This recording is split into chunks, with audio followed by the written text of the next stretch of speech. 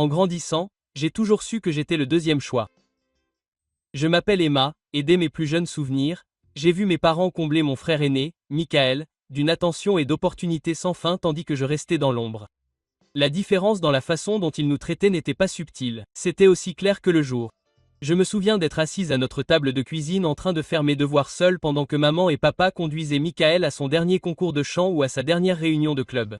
Il avait 3 ans de plus que moi et, d'une certaine manière, cela le rendait plus méritant que jamais. Chaque fois que ses professeurs mentionnaient le moindre talent, mes parents sautaient sur l'occasion de le cultiver, dépensant de l'argent que nous n'avions pas vraiment en cours et en équipement. Michael a une si belle voix. Maman s'extasiait à tous ceux qui voulaient bien l'écouter. Il deviendra quelqu'un de spécial un jour. Pendant ce temps, j'ai appris très tôt à ne pas demander grand-chose.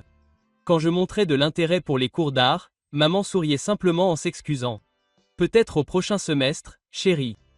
Les cours de chant de Michael pèsent lourd dans le budget en ce moment. Cette disparité est devenue encore plus évidente pendant la dernière année de lycée de Michael. J'avais 15 ans à l'époque, j'étais assis tranquillement à table lorsque mes parents ont fait leur grande annonce. Nous avons économisé, a déclaré fièrement papa, et nous allons envoyer Michael au Preston College. C'est l'une des écoles les plus prestigieuses de l'État. Les yeux de Michael se sont illuminés. Vraiment, c'est incroyable. Et ce n'est pas tout, a ajouté maman. Tu peux rester dans notre appartement près du campus. Pas de loyer, bien sûr. Nous voulons que tu te concentres sur tes études. J'ai fait circuler mes petits pois dans mon assiette, essayant de cacher ma déception. De toute façon, personne ne me regardait. Ils étaient tous concentrés sur le visage rayonnant de Michael alors qu'il parlait de ses projets d'avenir. Ce soir-là, allongé dans mon lit, j'ai fait le calcul. S'ils dépensaient autant pour l'éducation de Michael et lui offraient un appartement gratuit, il ne leur resterait plus rien pour mon fonds universitaire. Cette prise de conscience m'a frappé de plein fouet, mais au lieu de pleurer, j'ai commencé à planifier. Le lendemain, je suis allé chez mes grands-parents dans leur magasin d'antiquités. Mon grand-père m'a écouté expliquer ma situation. Eh bien, Emma, m'a-t-il dit en m'observant attentivement, je pourrais juste te donner l'argent pour l'université. Il s'est arrêté, se caressant le menton pensivement. Mais je pense que c'est le cas. Serait mieux si tu le gagnais toi-même. Aimerais-tu travailler ici après l'école? C'est comme ça que tout a commencé. Pendant que Michael faisait ses bagages pour sa prestigieuse aventure universitaire, j'ai commencé à travailler dans un magasin d'antiquités. Tous les après-midi après l'école, j'aidais à cataloguer les articles, à aider les clients et à apprendre le métier avec mon grand-père. Ma grand-mère m'apportait des encas et me racontait des histoires sur les pièces vintage que nous vendions. La réaction de mes parents à mon initiative a été révélatrice. Quand je leur ai parlé de mon travail et de mes projets d'épargne pour l'université, ils ont semblé soulagés, presque reconnaissants que j'ai résolu mon propre problème. 3 années de travail dans le magasin d'antiquités de mes grands-parents sont passées comme une flèche. Chaque après-midi passé à épousseter de vieux meubles et à ranger des bijoux vintage avait porté ses fruits. J'avais économisé suffisamment d'argent pour l'université. Quand j'ai obtenu mon diplôme d'études secondaires, il n'y a pas eu beaucoup de bruit, juste un dîner tranquille à la maison. Mais cela ne m'a pas dérangé. J'étais fier de ce que j'avais accompli par moi-même. Je me suis inscrit à l'université publique locale, choisissant un programme commercial pratique qui n'épuiserait pas mes économies. Les frais de scolarité étaient raisonnables et il me restait même un peu d'argent. Terminé. Vivre à la maison et prendre le bus pour aller sur le campus n'était pas glamour, mais c'était financièrement logique. Maman, papa, j'ai abordé le sujet un soir. J'ai pensé à acheter une voiture d'occasion. Cela me permettrait d'aller en cours plus facilement. Papa a à peine levé les yeux de son téléphone. Désolé, Emma. Nous n'avons tout simplement pas l'argent pour ça en ce moment. Maman est intervenue. Le réseau de bus est parfaitement bien. Beaucoup d'étudiants l'utilisent. Je me suis mordu la langue en me rappelant comment ils avaient aidé Michael à obtenir son permis et avaient même contribué à sa première voiture, mais c'était de l'histoire ancienne maintenant. Ma première année d'université est passée rapidement, et juste au moment où je terminais mes examens de fin d'année, notre maison a explosé d'excitation. Michael obtenait son diplôme du Preston College. Maman et papa lui ont organisé une fête élaborée, invitant ce qui semblait être la moitié de la ville. Notre maison était remplie de parents, d'amis et de voisins, tout cela pour célébrer la réussite de mon frère. J'étais en train de préparer les amuse-gueules dans la cuisine lorsque Michael a fait sa grande entrée avec une jolie femme blonde à son bras. Sarah, sa petite amie d'université.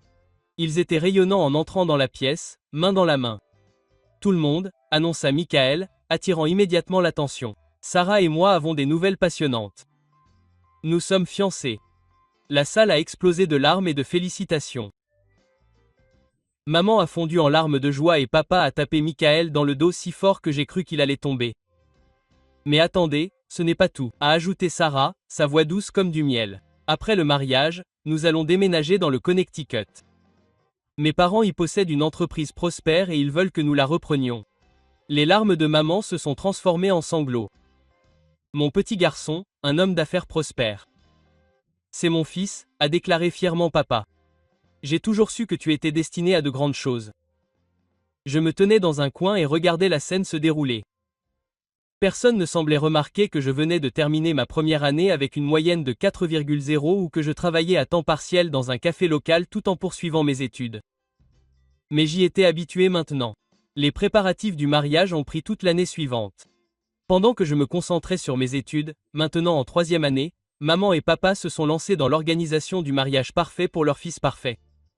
Ils ont contracté un prêt important pour tout payer. Le lieu, le restaurant, le bar, le traiteur, les fleurs, le groupe de musique. Rien n'était trop beau pour Michael et Sarah. Le mariage en lui-même était exactement ce à quoi on pouvait s'attendre. Extravagant, émouvant et entièrement consacré à Michael. Je me tenais dans ma robe de demoiselle d'honneur, que j'avais dû payer moi-même, et je regardais mes parents rayonner de fierté en dansant avec l'heureux couple. Ils n'avaient pas lésiné sur les dépenses, même si je savais qu'ils devraient rembourser le prêt pendant des années. Après le départ de Michael et Sarah pour le Connecticut, je me suis retrouvé dans ma chambre exiguë chez mes parents, les yeux rivés sur mes manuels scolaires. Une idée m'est venue. L'appartement où Michael avait vécu pendant ses études était désormais vide. Il était parfaitement situé près du campus et me donnerait une certaine indépendance dont j'avais tant besoin. Ce soir-là, j'ai approché mes parents pendant qu'ils regardaient la télé. Maman, papa, puisque l'appartement de Michael est vide maintenant, est-ce que ça te dérangerait si j'emménageais là-bas? Ils ont échangé un regard avant que maman ne parle. Eh bien, chérie, tu peux emménager, mais tu devras payer un loyer. Ces mots m'ont frappé comme une gifle. Un loyer, mais Michael y a vécu pendant des années. Libre. Papa s'agita inconfortablement dans son fauteuil inclinable. C'était différent. Nous devons rembourser le prêt du mariage maintenant. Nous avons besoin de revenus supplémentaires. Je n'en croyais pas mes oreilles. Je suis aussi ta fille, dis-je, la voix légèrement tremblante. Je ne t'ai jamais rien demandé. J'ai travaillé pour payer mes études. Je prends le bus partout. Maman leva la main pour m'arrêter. Elle et papa eurent une de leurs conversations silencieuses, le genre de celle qu'ils avaient avant lorsqu'ils décidaient de dépenser de l'argent pour une autre activité de Michael. Très bien, maman finit par dire, nous te facturerons la moitié du loyer normal. J'aurais voulu argumenter davantage, mais je savais que c'était la meilleure offre que j'aurais. D'accord, je l'accepte. Ce week-end-là, j'ai emménagé dans l'appartement. Il y avait encore des traces de Michael partout, des trous dans les murs à cause de ses posters de fac, des traces d'eau sur la table basse à cause de ses séances de révision tardive. J'ai pris des heures supplémentaires au café pour payer le loyer, travaillant souvent jusqu'à l'heure de fermeture. Entre les cours, les révisions et le travail, j'avais à peine le temps de dormir. Ma dernière année d'université s'est déroulée dans un flou de manuels, de tabliers de café et de séances de révision à minuit. Avant que je ne m'en rende compte, le jour de la remise des diplômes est arrivé. Pendant que les familles de mes camarades de classe organisaient des fêtes et des célébrations, mes parents ont opté pour un dîner tranquille à la maison. Ils n'ont invité que mes grands-parents, pas de famille élargie, pas d'amis, pas de restauration élaborée comme la remise des diplômes de Michael. Nous nous sommes assis autour de la table de la salle à manger en mangeant les lasagnes que j'avais préparées moi-même. Grand-mère a tendu la main par-dessus la table et m'a serré la main. Emma, ma chérie, nous sommes si fiers de toi, dit-elle chaleureusement. Tu as obtenu ton diplôme avec mention très bien tout en travaillant à temps partiel. C'est tout un exploit. Avant que je puisse répondre, le téléphone de maman a sonné. Son visage s'est illuminé lorsqu'elle a lu le message. Oh, en parlant de réussite, elle m'a interrompu. Michael vient d'envoyer un texto. L'entreprise se porte à merveille. Il dit qu'il s'étende sur 2 nouveaux sites. J'ai regardé mon dîner de remise des diplômes se transformer en une célébration du succès de Michael dans le Connecticut. Mes grands-parents ont échangé des regards entendus et mon grand-père m'a serré l'épaule pour me soutenir. Mon travail acharné à l'université a porté ses fruits plus tôt que prévu. 2 semaines après l'obtention de mon diplôme, j'ai décroché un poste chez Anderson & Mitchell, l'un des cabinets les plus prestigieux de la ville. Le salaire de départ était meilleur que ce que j'avais osé espérer, et j'étais ravi de commencer enfin ma carrière. Cette excitation a duré exactement 3 jours jusqu'à ce que mes parents découvrent mon salaire. Emma, Ma mère m'a dit lors d'une de ses visites inattendues à l'appartement. Maintenant que tu gagnes bien ta vie, tu devrais commencer à payer le loyer en entier. Le montant. Je la fixais en me demandant si j'avais bien entendu. Mais nous nous sommes mis d'accord sur la moitié. C'était quand tu étais étudiante, répondit-elle. En fait, tu peux te le permettre maintenant. Je voulais souligner que Michael avait vécu ici gratuitement même après avoir trouvé un emploi. Mais j'avais appris qu'il était inutile de me comparer à mon frère. L'emplacement de l'appartement était parfait, à seulement 10 minutes à pied de mon bureau. J'ai donc accepté à contre-cœur. La vie est devenue une routine. Je me suis jeté à corps perdu dans mon travail, déterminé à prouver ma valeur au sein de l'entreprise. Chaque mois, comme une horloge, maman appelait. Emma, ma chérie, je te rappelle juste le loyer. Il est dû vendredi. Nous comptons sur cet argent. 3 années se sont écoulées ainsi. J'ai obtenu une promotion et une augmentation importante, mais j'ai gardé cette information pour moi. J'avais retenu la leçon. Tout indice de réussite financière ne ferait qu'entraîner davantage d'exigences de la part de mes parents. Grâce à leur mise à jour occasionnelle, j'ai appris que Michael et Sarah avaient eu un petit garçon. J'avais vu des photos sur les réseaux sociaux, mais pas encore visité. Notre communication s'était réduite à des messages d'anniversaire et des vœux de fin d'année. Ça ne me posait pas de problème. Puis est arrivé le coup de fil qui a tout changé, Emma. La voix de maman était tendue. Il faut qu'on parle de ton frère. Il y a eu des problèmes. L'entreprise, eh bien, elle a fait faillite. Il s'est terriblement disputé avec les parents de Sarah. Ils sont furieux de la façon dont il a géré les choses. Ils ne se parlent plus. J'ai fermé les yeux, sachant déjà où cela allait nous mener. Il rentre à la maison, a-t-elle continué. Avec Sarah et le bébé. Oh, j'ai dit prudemment. Je suppose qu'il va rester avec toi et papa. En fait, maman a fait une pause. L'appartement dans lequel tu es assez grand. Il va rester là. Le téléphone a failli me glisser des mains. Quoi? Maman, c'est chez moi. J'habite ici depuis des années. Ne sois pas dramatique, Emma. Ton frère a besoin d'aide. Il n'a pas d'argent en ce moment, alors il va y rester gratuitement. Tu peux continuer à payer le loyer. C'est absurde. J'ai protesté. S'il emménage, je devrais peut-être trouver mon propre logement. N'ose pas. La voix de maman devint sèche. Nous avons plus que jamais besoin de ton loyer. Michael traverse une période difficile. Tu ne voudrais pas lui rendre les choses plus difficiles, n'est-ce pas? J'ai secoué la tête, incrédule, et j'ai raccroché sans un mot de plus. Le jour du déménagement a été pire que ce que j'avais imaginé. Michael, Sarah et leur bébé Tommy en pleurs sont arrivés avec une montagne de bagages et d'équipements pour bébé. Maman est arrivée pour superviser la transition, ce qui signifiait apparemment rendre ma vie aussi inconfortable que possible. Emma, vide ta chambre. Maman a ordonné, les mains sur les hanches. Michael et Sarah en ont besoin pour la chambre de Tommy. Je me tenais sur le pas de la porte de ma chambre, mon espace personnel depuis 4 ans. Quoi? Où suis-je censé dormir? Le salon a un canapé en parfait état, répondit-elle, commençant déjà à déplacer mes affaires. Tu ne peux pas être sérieuse. Je paye le loyer ici, le loyer complet, et tu me mets sur le canapé. L'expression de maman se durcit. Ne sois pas égoïste, Emma. Ton frère a un bébé. Les bébés ont besoin d'une vraie chambre. J'ai donc regardé, impuissante, ma chambre se transformer en chambre d'enfant avec un berceau, une table à langer et tout le reste de l'attirail pour bébé. Mes affaires étaient empilées sans ménagement dans un coin du salon, qui était désormais ma chambre. Les semaines suivantes furent un cauchemar. Michael se morfondit dans l'appartement toute la journée, alternant entre se plaindre de sa belle famille et se remémorer ses jours de gloire en tant qu'homme d'affaires prospère. Sarah passait son temps à pleurer ou à se disputer avec Michael pour savoir qui devait changer la couche de Tommy. Le bébé semblait sentir la tension et pleurait sans arrêt. J'étais venu. Je rentrais chez moi après une longue journée de travail pour trouver de la vaisselle empilée dans l'évier, des jouets éparpillés partout et du linge sale qui débordait du panier. Les premières fois, j'ai essayé d'ignorer le désordre, mais la vaisselle sale attirait les fourmis et le désordre m'empêchait de me détendre dans ce qui était désormais ma chambre.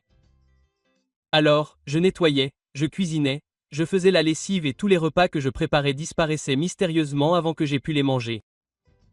Un soir, après une journée de travail particulièrement frustrante, j'ai décidé de tendre la main. Michael, ai-je dit en essayant de garder une voix neutre, nous avons des postes vacants dans mon entreprise. Je pourrais dire du bien de toi au RH. Les avantages sont excellents et le salaire de départ est correct. Michael a levé les yeux de son téléphone, le visage tordu d'indignation. Un poste de débutant? Tu te moques de moi? Je suis un homme d'affaires, Emma. Je ne fais pas de débutant. J'ai besoin d'un poste de cadre, quelque chose à la hauteur de mon expérience. Ton expérience de gestion d'une entreprise qui s'effondre. La nouvelle m'a échappé avant que je puisse les en empêcher. Le visage de Michael est devenu rouge. Tu ne sais rien de ce qui s'est passé. C'était la faute de mes beaux-parents. Ils m'ont piégé pour que je échoue. Il s'est précipité dans sa chambre, mon ancienne chambre, me laissant là, me demandant combien de temps encore je pourrais vivre comme ça. Après 3 mois de cohabitation forcée, j'étais assise à ma table de cuisine, maintenant couverte de nourriture pour bébé déshydraté de Tommy et de résidus de café de Sarah, en train de consulter mes relevés bancaires.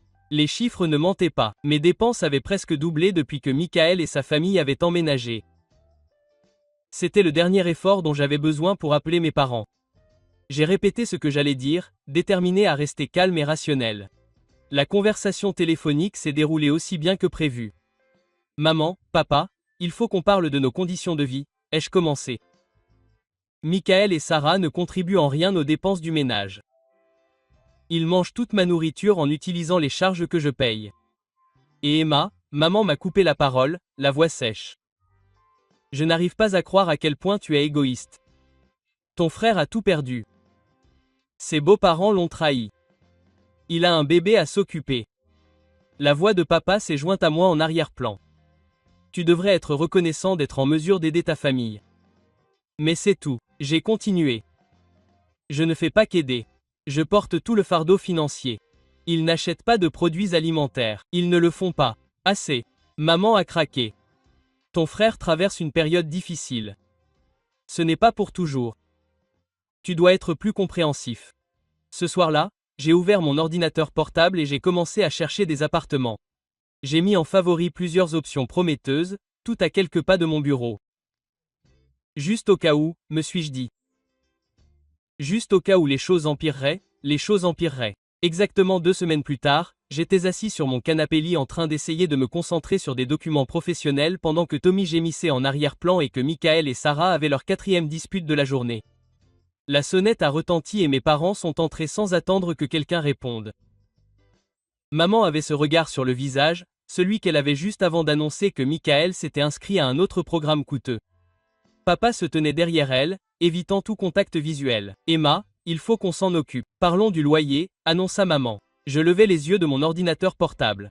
J'avais payé le loyer de ce mois-ci à temps, comme d'habitude. Oui, mais à partir du mois prochain, nous le doublons. Le silence se fit dans la pièce. Même Tommy cessa de pleurer. Je fixai ma mère, certaine d'avoir mal entendu. Le double, mais je paye déjà le plein tarif du marché. Maman fit un geste autour de l'appartement. Bon, maintenant il y a plus de gens qui vivent ici, plus d'usure sur la propriété, plus de charges utilisées. C'est juste que le loyer reflète cela. Juste, je ne pus m'empêcher de rire. Comment est-il juste que je doive payer le double de loyer pour être obligé de dormir sur un canapé dans mon propre salon? Si quelqu'un devait payer plus, ce devrait être Michael. C'est lui à qui je ne paierai rien. Michael bondit de sa chaise. C'est ridicule. J'ai tout perdu et maintenant tu veux que je paye un loyer. Bien sûr que non, ma chérie. Maman me calma avant de se tourner vers moi avec une expression plus dure. Emma, tu as un bon travail. Tu peux te le permettre. Ton frère a besoin de temps pour se remettre sur pied. Ses pieds. J'ai regardé chacun de leurs visages. L'attente sévère de maman, l'évitement maladroit de papa, l'indignation légitime de Michael, la satisfaction suffisante de Sarah. 3 mois de frustration accumulée menaçaient d'exploser, mais je les ravalais. Au lieu de cela, j'ai simplement hoché la tête. Très bien, ai-je dit doucement. Loyer double à partir du mois prochain. Le visage de maman s'est éclairé d'un sourire satisfait. Elle et papa sont partis peu de temps après, visiblement satisfaits de la façon dont leur annonce s'était déroulée sans encombre. Ils n'avaient aucune idée qu'ils venaient de me donner le coup de pouce dont j'avais besoin pour enfin prendre ma décision. Plus tard dans la soirée, alors que j'essayais de lire un livre sur mon canapé-lit inconfortable, j'ai entendu Michael et Sarah parler dans la cuisine. Ils essayaient de chuchoter, mais leur excitation les rendait insouciants. Vous y croyez? Sarah a gloussé. Ta mère vient de me dire qu'ils allaient nous donner la moitié du loyer d'Emma chaque mois. La réponse suffisante de Michael m'a fait bouillir le sang. Bien sûr qu'ils le font. Ils comprennent que nous avons besoin d'aide en ce moment. Emma gagne beaucoup d'argent. Elle peut nous soutenir pendant un certain temps. C'est parfait, continua Sarah. On va vivre ici gratuitement, et on aura même de l'argent de poche. Ta sœur n'a pas besoin de savoir. J'étais allongé là, serrant mon livre si fort que mes jointures en sont devenues blanches. Pendant tout ce temps, je pensais que mes parents étaient injustes. Mais c'était un stratagème calculé. Ils ne faisaient pas que soutenir Michael, ils prévoyaient activement de m'utiliser pour financer sa paresse. J'ai attrapé mon ordinateur portable et j'ai consulté les annonces d'appartements que j'avais mises en favori. L'une d'elles a attiré mon attention. Un T2 moderne dans un immeuble calme, en fait plus proche de mon bureau que l'appartement actuel. Le loyer était exactement ce que je payais avant l'augmentation proposée. J'ai immédiatement appelé le numéro, en essayant de parler à voix basse. Bonjour, je suis intéressé par l'appartement de Cedar Street. Oui, je peux venir le voir tout de suite si c'est possible. Parfait, je serai là dans 15 minutes. L'appartement était tout ce que j'espérais. Propre, calme et sans Michael. J'ai signé le bail sur le champ et payé la caution avec mes économies d'urgence. De retour à l'appartement, j'ai attendu que tout le monde soit endormi avant de ranger tranquillement mes affaires essentielles dans 2 grandes valises. J'ai laissé mes meubles, ça ne valait pas la peine de s'embêter, et je pouvais acheter de nouveaux meubles qui ne porteraient pas le souvenir de ce désordre. Le lendemain matin, j'ai poussé mes valises jusqu'à la porte pendant que Michael était assis à la table de la cuisine, parcourant les offres d'emploi auxquelles il n'avait pas l'intention de postuler. « Tu vas quelque part » a-t-il demandé en levant à peine les yeux. « Un long voyage d'affaires de lundi » ai-je menti avec aisance. « Un gros projet dans notre bureau de Cincinnati » a-t-il simplement grogné, déjà indifférent. J'ai emménagé dans mon nouvel appartement ce soir-là, j'ai commandé des plats à emporter et je me suis assis par terre dans mon salon vide. Le silence était magnifique. Pas de bébé qui pleure, pas de couple qui se dispute, pas de parents qui culpabilisent, juste la paix. Pendant le mois qui a suivi, j'ai vécu tranquillement dans ma nouvelle maison. J'ai acheté un lit confortable, un canapé douillet qui n'était pas un lit et des ustensiles de cuisine que j'utiliserai seul. J'ai préparé des repas qui sont restés dans mon réfrigérateur jusqu'à ce que je les mange. J'ai dormi toute la nuit sans être réveillé par les pleurs de Tommy. Puis, pile à l'heure, mon téléphone a sonné avec le numéro de ma mère. Emma, a-t-elle craqué sans préambule. Pourquoi n'as-tu pas envoyé la totalité du loyer?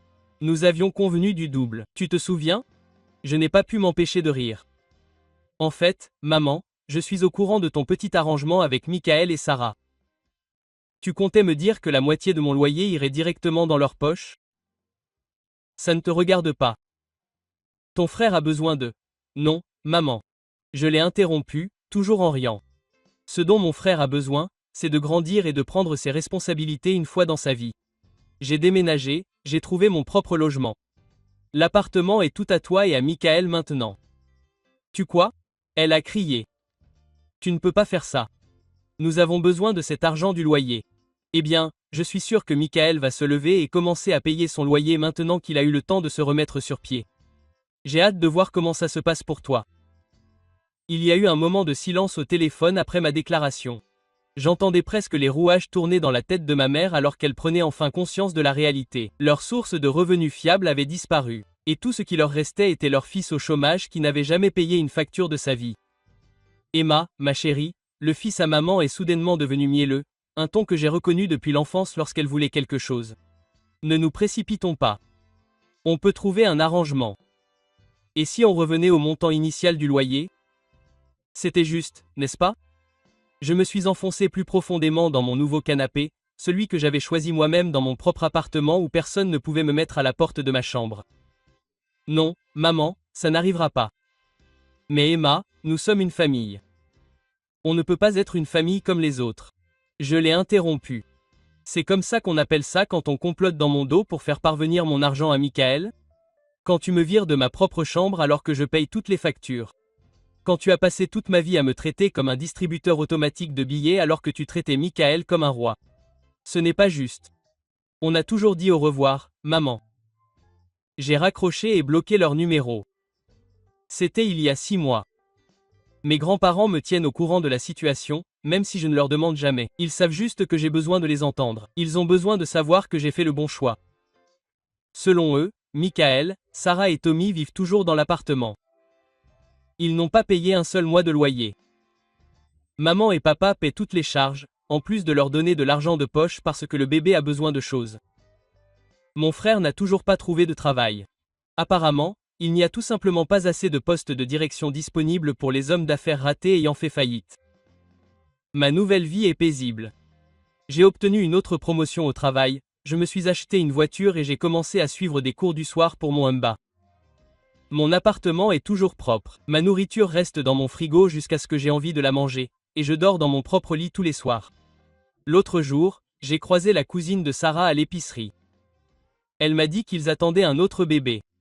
Je lui ai juste souri et lui ai souhaité bonne chance, sachant que quelque part à l'autre bout de la ville, mes parents étaient probablement déjà en train de réfléchir à la façon de payer une autre crèche. Mais ce n'est plus mon problème. Pour la première fois de ma vie, je me fais passer en premier. Et cela me semble tout à fait normal.